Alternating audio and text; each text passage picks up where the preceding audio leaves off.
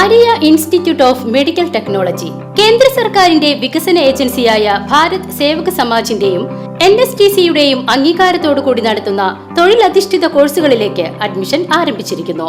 SSLC, +2, VHSC എന്നീ വിദ്യാർത്ഥികൾക്ക് അപേക്ഷിക്കാവുന്നതാണ്. ചേലക്കരയിൽ ഓടുന്ന സ്വകാര്യ ബസ്സിൽ നിന്നും വീണ് മധ്യവയസ്കയുടെ കൈയൊടിഞ്ഞു. ചേലക്കര ബസ് സ്റ്റാൻഡിനടുത്ത് വെച്ച് ചൊവ്വാഴ്ച രാവിലെ 10 മണിയോടെയായിരുന്നു സംഭവം.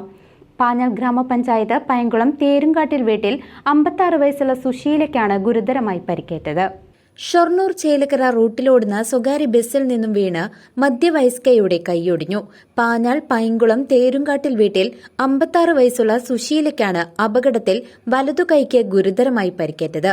ചൊവ്വാഴ്ച രാവിലെ 10 മണിയോടെയാണ് സംഭവം. മുതലംചിറ എന്ന സ്വകാര്യ ബസ്സിൽ നിന്നാണ് സുശീല വീണത്. വാഴക്കോട് പ്ലാഴി റോഡിലെ ചേലക്കര ബസ് സ്റ്റാൻഡിനടുത്തുവച്ചാണ് അപകടമുണ്ടായത്. ചേലക്കര സ്റ്റാൻഡിൽ ഇറങ്ങുന്ന സമയത്ത് ബസിന്റെ മുൻവശത്തെ വാതിൽ തുറന്ന് സുശീല പുറത്തേക്ക് വീഴുകയായിരുന്നു. കൈക്ക് പരിക്കേറ്റ സുശീലയെ ഉടൻ തന്നെ ചേലക്കര താലൂക്ക് ആശുപത്രിയിൽ പ്രവേശിപ്പിച്ചു.